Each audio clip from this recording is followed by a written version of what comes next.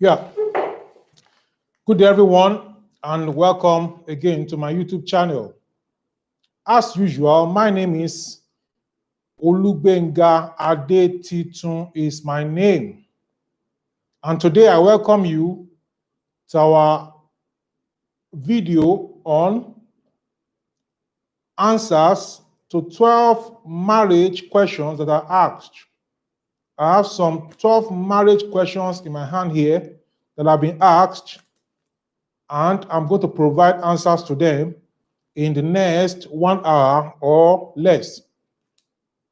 If you have any question for me, please go ahead and put your question in the question section below, and I'll be very, very happy to answer your question.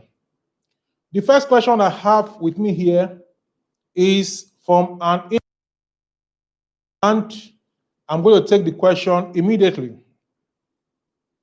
The question reads thus: what attracts someone to a partner? What are the things that attract a woman to a man? What are the things that attract a man to a woman? That is a very, very cogent question, and I'm going to provide answers to them. I must say that everyone has something that attracts them to the other party. A man has something in him that attracts him to the woman, and a woman has something in her that attracts her to the man. Now, for homosexuals, I don't know what attracts them, or for lesbians, but for a man, something attracts him to a woman, and for a woman, something definitely attracts her to a man. And those things that are attracting a man to a woman are the things we are going to look at briefly. Number one, a man lacks. I'm going to look at the fundamental attractions before I now go to look at other type of attraction. A man is used to playing with a man from childhood. He also plays with ladies, but it's minimal and it's controlled. But in the case of playing with a man is unlimited. In the case of a woman playing with a woman, it is unlimited. Or a girl playing with another girl is unlimited. A boy playing with his fellow boy is unlimited play. Parents don't limit them. Nobody limits them in their play. So there is something in every human being that makes him to go for what he does not have. So a man that is a man does not have breasts protruding like that of the woman. So a man is attracted to the woman's breast. So the man knows that he needs a woman. At the same time, the woman she lacks some characteristics that are in the man, like a deep voice. The woman talks her voice is tiny. All those kind of things. But the man talks like I talk. So the woman gets attracted to the man because of that. Apart from that kind of attraction of being a man, having penis, being a woman, having her vagina, there are other things that attracts people to themselves. Number one thing is the color of the skin. Some women love men that are dark. Some women love men that are light-skinned. Some men love women that are dark. Some women love men that are light-skinned. That is one. Then another thing that attracts is the dressing. The way people dress makes them attractive. Ladies usually wear light and bright colored tops. They may wear dark skirts or dark whatever at the other part, lower part. Then the upper part, maybe orange color, yellow color, white color, red color, different color, but bright color. This color attracts men to the women. Another thing that attracts a man or a woman to a man is proper hygiene. A man that has good hygiene is an attractive man. He will look good for people to admire and to want to associate with. At the same time, a woman that is hygienic. Another thing that serves as attraction is education. People who are educated tend to be outgoing more than those who are not educated. So that is a kind of attraction. So those who are in the school, they tend to be attracted to those who are also in the school with them. Another form of attraction is religion. Some people are attracted to people of the same religion with them. No matter what you do, they want to people of the same religion, of the faith, of the same belief, and maybe of the going and attending the same religious gathering. So these are some of the things that people look at when they are looking at that attract them to the other party. Also, money is an attraction. When you are rich, as a man or as a woman, you become attractive. Some of these things I've mentioned: proper hygiene, doing your hair, plaiting your hair, or making your hair as a woman or as a man, barbing your hair often, your hair not being bushy, keeping your beard, and other things. All these things, maintaining, wearing good clothes, it comes with finance. So if you are financially buoyant, that is another avenue. A woman also likes men that have vehicles. Women love men that have vehicles. Whether he has plans or vision for his future, they don't care. Sometimes, once he has vehicle, they believe in him that he has something to offer. There are others that we'll talk about as we move on. Question number 2 is, what moves you to go out of your way to approach a guy or a girl? What makes you to approach a guy or a girl to say, I want to marry you, I want us to be friends? What makes people to do that? I've already outlined them. It's the same thing with the first question, that what attracts someone to a partner. So what makes you now to go out of your way to tell your partner that I want to befriend you, I love you, I like you, I want us to be friends? What are the things that make people to be able to do that? These things are the things I've highlighted. They look at, is he educated? What is his family background? Is he social? Is he a leader? People that are leaders in the school association, in the school groups, ladies tend to troop around them. Ladies that are also leaders in their school group, men, they tend to troop around them. Ladies that are leaders in their church or in the mosque, or men that are fast in the mosque, ladies tend to troop around them because they are leaders. They carry people along. So these ladies also find security, sort of security in them, and they want to associate with them. I want to move with them to go together to the next level. Third question says, what is your take on online relationship? What is my take on online relationship?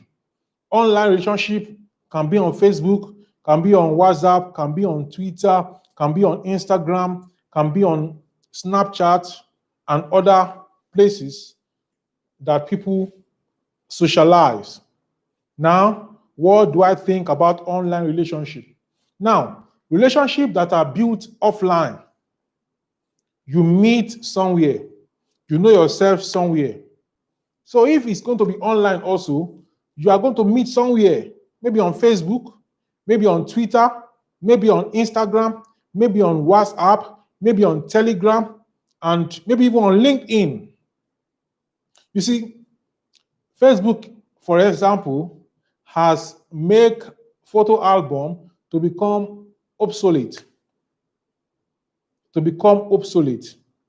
Now, I am talking to you now through this YouTube video, and some of you that are going to view this video have not met me before, or you have met me.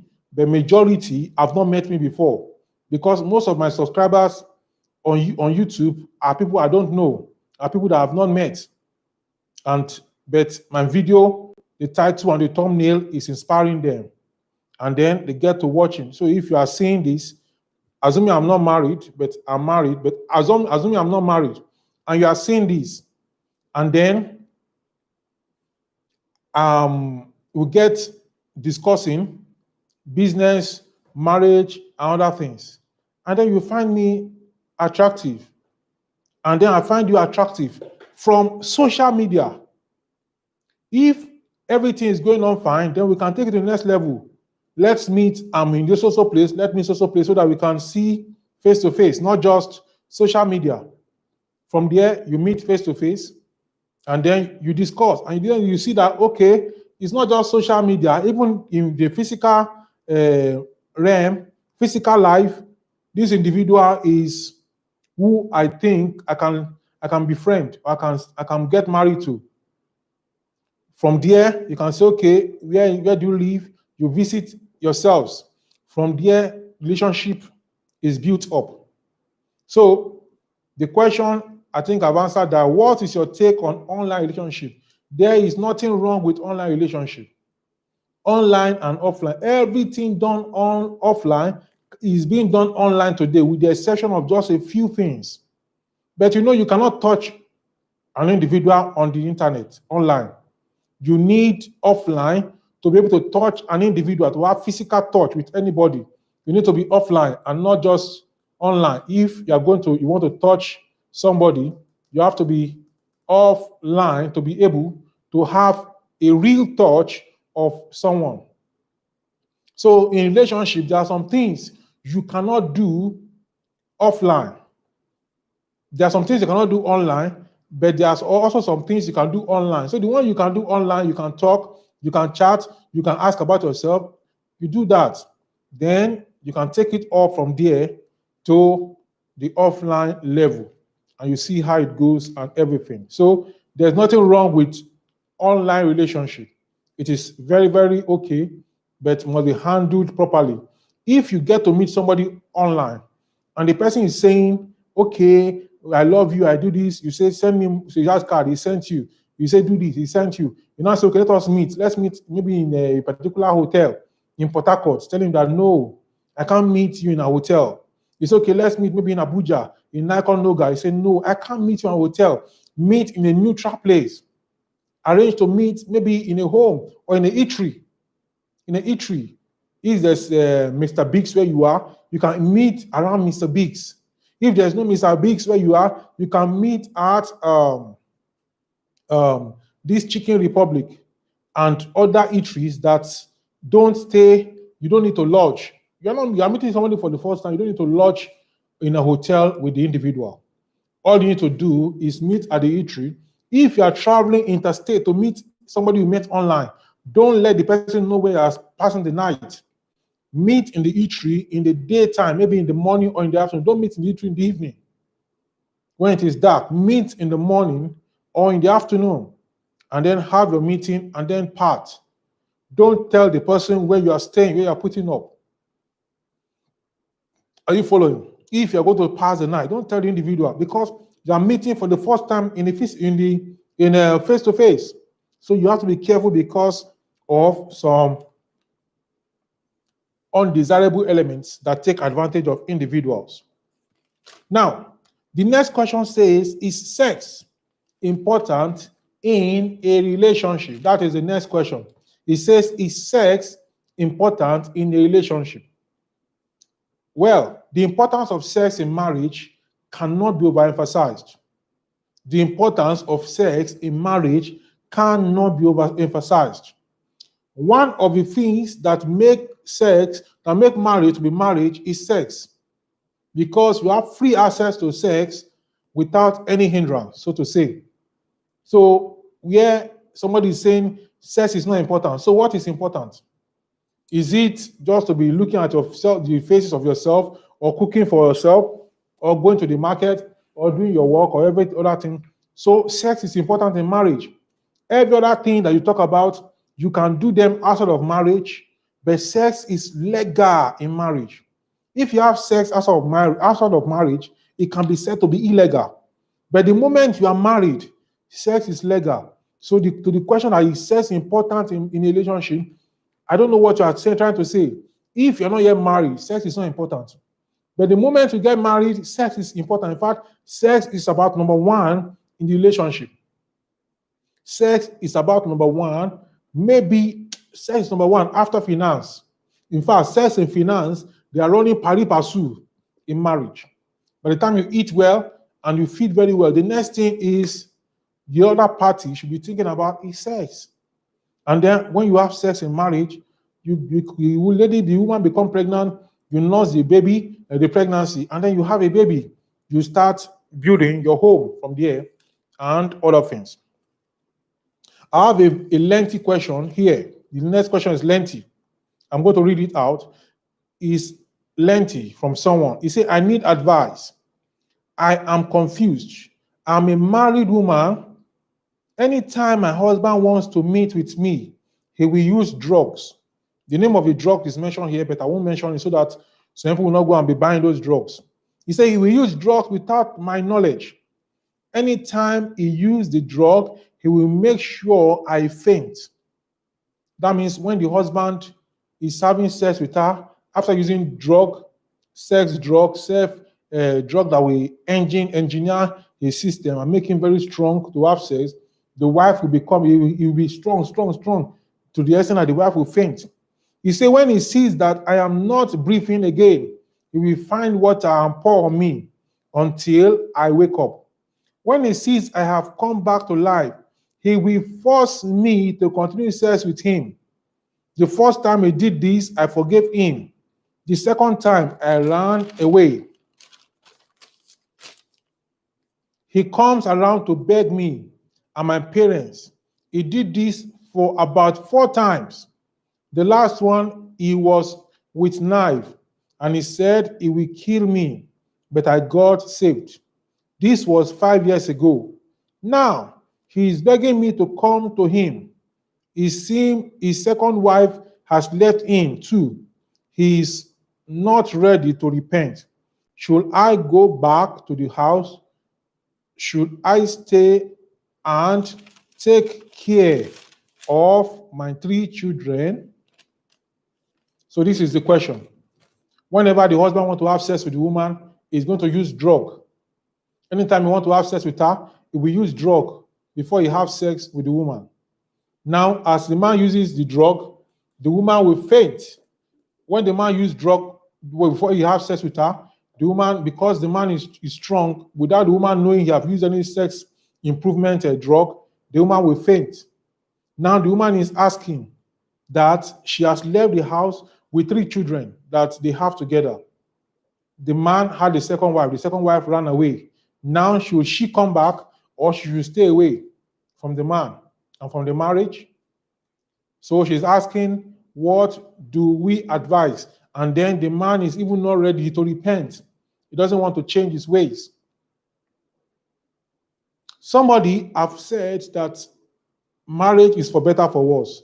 And since the woman is married to the man, she should just stay there. No, she should not stay. The woman should leave the marriage. She should separate from the man. She should separate, not divorce him, but separate from him. The man has an abnormal problem. He has psychological problem. He has to see a sex therapist that will help him out and advise him. He has to see a counselor. And if possible, the man should seek prayer, intervention in whatever he is doing. The woman now is asking that should she come back to the house after the man, he will use drug without her knowing and be pounding her to the extent that she will pass out and faint. He will pour water on her, she come back, and then he repeats it. He's not ready to repent, and you are asking the question if we should go back. Don't go back. If the man eventually, one of those times that you fainted and you're unable to rise up again, what are you going to say? You will not be able to say anything. That's all. You are gone.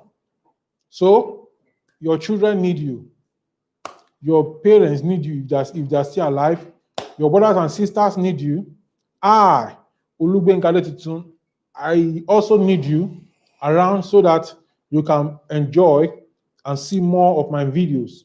Because if the man kills you now, you will not be able to be alive again. And the man may even come to us for counseling or for advice and bring some question to us. We answer him, and he goes ahead to settle a marriage.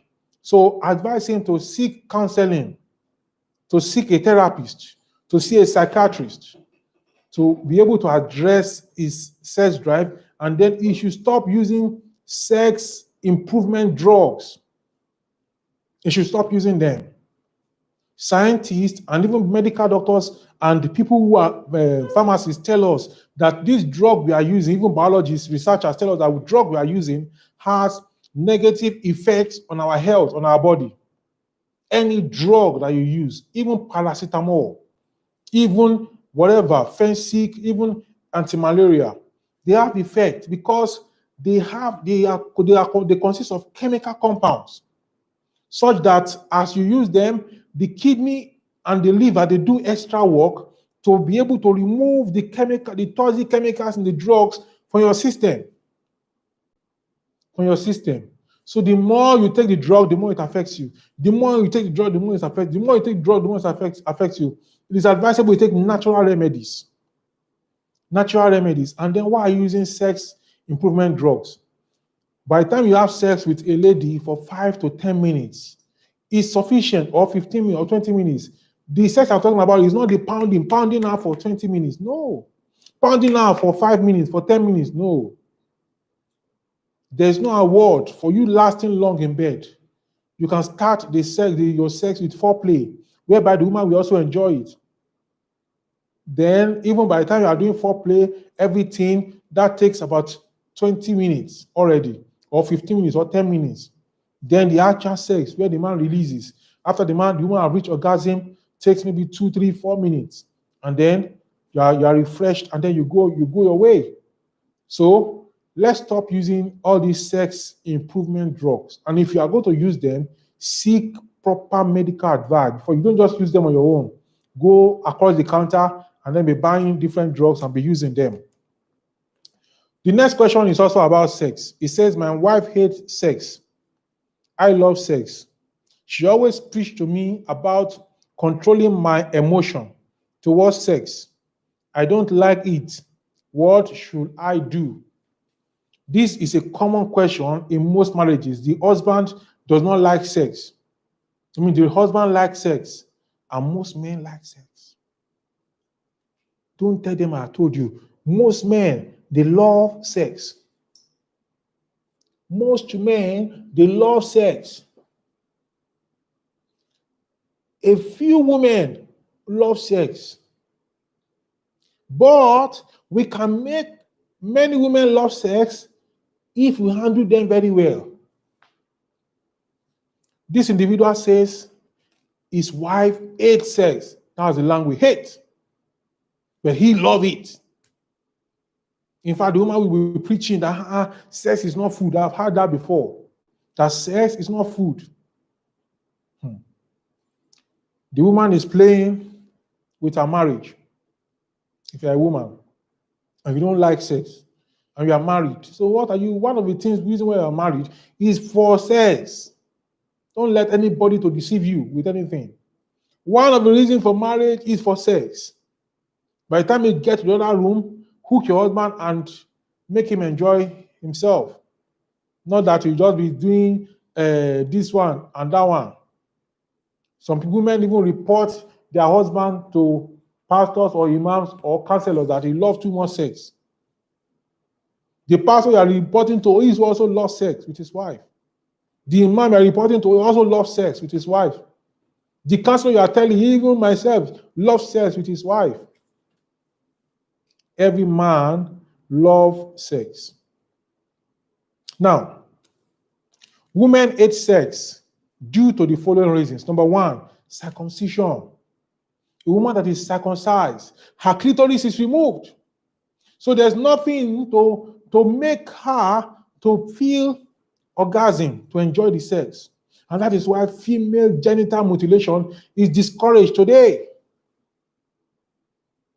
Number two reason why women hate sex is because of low libido. Women that have low libido, they will not like to have sex every time. Then another reason why women hate sex is because of bad first encounter. If a woman was raped for the first time of having sex and she was raped, she will not like sex. Anytime her partner comes around, she will have memory of the rape. Now, sex is teachable in marriage. In marriage, sex can be taught. Sex is teachable in marriage. Number two thing I need to let you to know is that you must seek sex therapy if you're having this kind of situation, whether as a man or as a woman. Let your partner seek a sex therapist to advise and to see what can be done. Then, a man that the wife hates sex should make sure that the wife also reach orgasm. When the man is releasing, after doing the sex and he's releasing, the man is enjoying, he reaches orgasm. Let the woman also reach orgasm. The moment the woman is able to reach orgasm, she is the one that will be running after you to have sex. All these women that will say they are the women that love sex, this is because they also reach orgasm. They reach orgasm. The people that have sex with them made them to reach orgasm. If your partner hates sex, find out your partner is not reaching orgasm.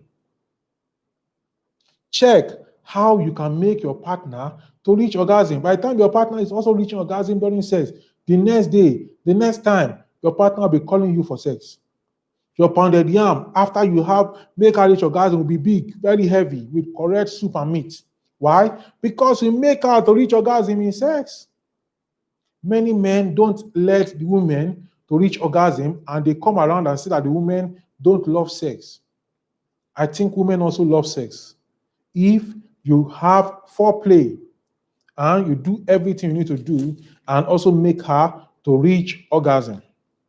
The next question is a very, very important question. But before I take that next question, I have this quote. It's a quotation.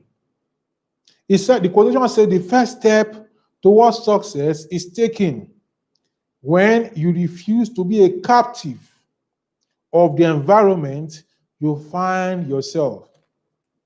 The first step towards success is taken when you refuse to be a captive of the environment you find yourself. Maybe there's a kind of a thought pattern in the environment where you are. If you agree to be a captive of that environment, then there's no way anybody can help you to succeed. But if you refuse to be a captive of that environment, then you can be helped to have success anywhere you are. The second quote I have for you is, when opportunity comes, it is too late to prepare. You prepare before opportunity comes. Then when opportunity comes, that is when you want to prepare, it will be too late. A former head of state and a former president of Nigeria, Olusegun Obasanjo, his daughter, Iyabo Obasanjo, said, when Obasanjo became a military head of state, that was when she knew that her father belonged to everybody. He said they'll be in the home discussing some things. Military men will just come to the home because it's time to go somewhere. They will just come. The moment they come, Obasanjo is out of the house and he will go with them to attend the event that they're supposed to attend. Every other thing he's doing, we suspend it and we go along with them. When opportunity comes, it is too late to prepare. So you prepare ahead for your opportunity. Prepare ahead for your marriage, for your blissful, happy home. Prepare ahead for it. Not that it's when you enter the marriage, you start preparing. No, it will be too late. Prepare ahead for the marriage before you get into the marriage. Now, I go to number 7 question. How often do couples need to have sex? How often do couples need to have sex? And how do they deal with urge incompatibility? How often do couples need to have sex? So people say you can have sex at least once in a week, at most 3 times in a week. Who are those people that are going to be dictating the private matter of some people's home and life to them? So the question, how often do couples need to have sex? That question can only be answered by the couples themselves. How often do couples need to have sex? That question can only be accurately answered by the couples themselves. by the husband and by the wife. By the couples, only them can answer that question. And every couple have their own answer. Some couples have sex every night. Some couples have sex every morning before they leave the bed. Some couples have sex once in a week. Some have once in 2 weeks. Some have once in 1 month. Some have sex once in 6 months. And you don't see them quarrel. You don't see it depends on the couple. What the couple wants is what they should do.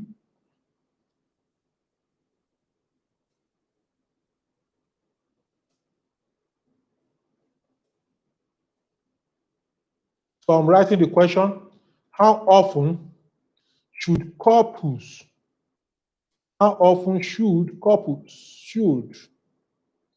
have sex? It's a very sensitive question. If you have your own question, drop it in the question ask section below, and I will answer the question. The question is asked, how often should couples have sex? How often? Is it just once or twice or 3 times or 4 times in a week or in a month or in 6 months or in a year?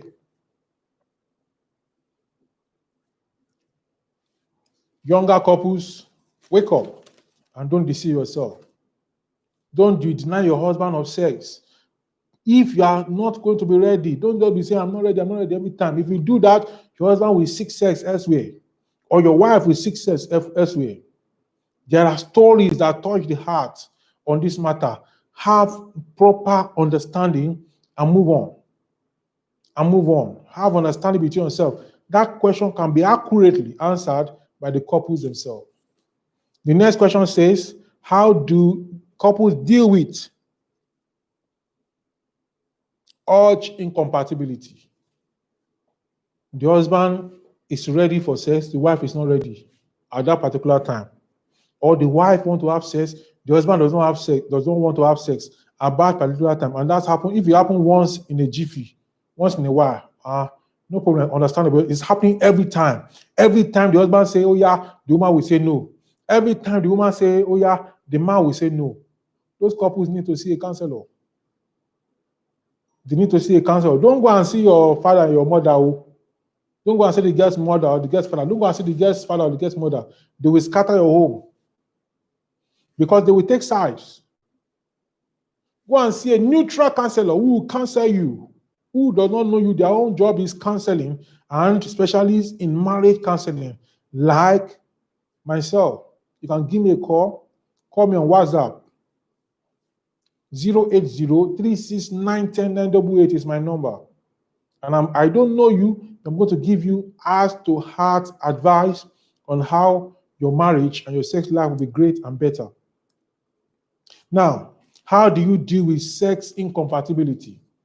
This is a question of maturity. It's a question of maturity and the question of what works. What works for other people's marriage may not work for your marriage. So marriage is an individual affair. It's only you and your wife that will live in your home. Only 2 of you will be on the bed. Only 2 of you will be naked yourself. So you have to open up to yourself and tell yourself the truth. You have to tell yourself the truth. Where you need to see a therapist, tell yourself the truth that we need to see a therapist. Where you need to assist yourself, tell yourself the truth, we need to assist ourselves to make the other person to have the urge at that particular time. So, what works for one family may not work for another family. Determine what works for your family, what works for you. So, this question is a question of maturity between the husband and the wife. The next question says, should a woman pay back the money she borrowed from her husband? A woman has borrowed money from her husband. Is she supposed to pay back the money, or she should just keep the money forever? Let me also put this question to you. Is a man supposed to return the money he borrowed from his wife? I can see the women are saying yes, they are shouting yes. That's good. The moment you can say yes, that a man should return the money he borrowed from his wife, the wife also should return the money she borrowed from the husband. you call it borrow. Borrow, not give me, not dash me. It is called borrow. Borrow. Borrow is different from give or from a grant.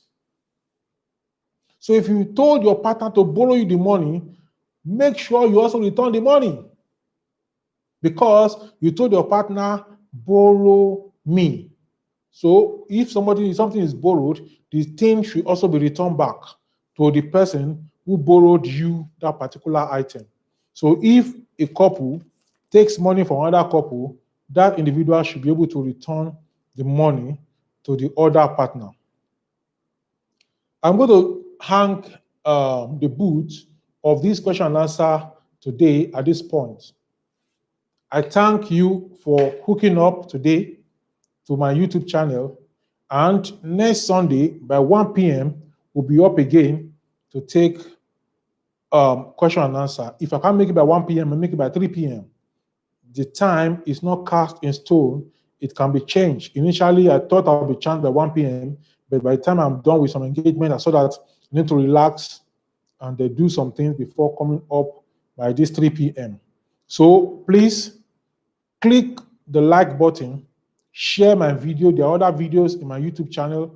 Go, take them, look at them, and you are going to be glad you did. Please subscribe to my YouTube channel, watch the videos, and enjoy yourself and make your life better. I have a lot of playlists talking about agriculture and farming businesses, talking about egg production, planting of maize, and many other businesses that I talk about.